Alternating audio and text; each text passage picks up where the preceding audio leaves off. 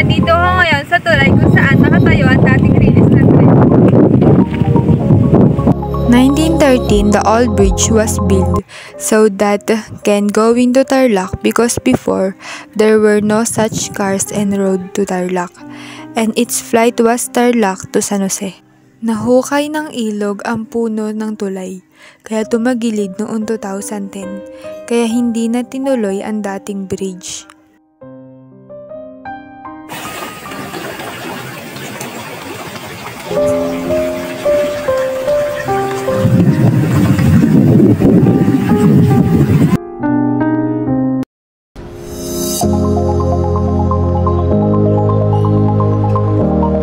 Ngayon naman ay papunta ako sa aking ikalawang destinasyon, sa Pavilion.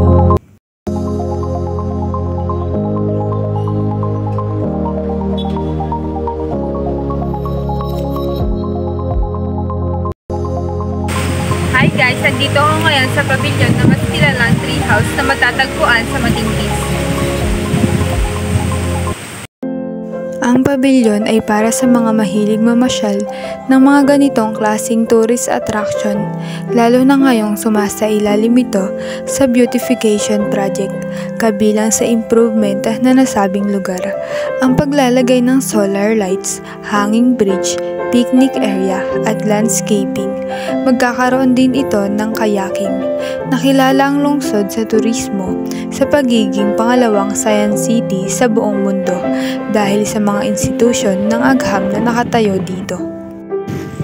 Ito naman ang dating si Elesio Laboratory Development na matatagpuan sa aming barangay Palusapis.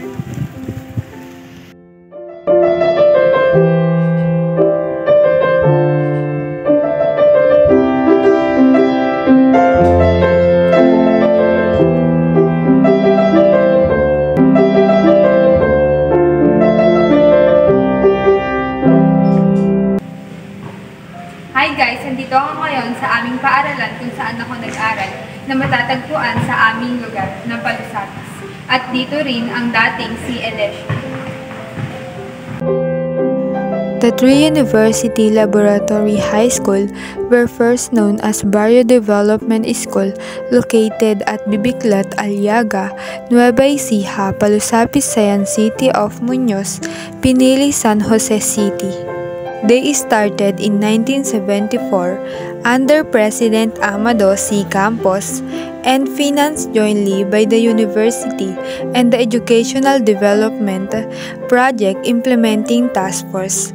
The BDS offered an occupational but terminal non-college preparatory curriculum.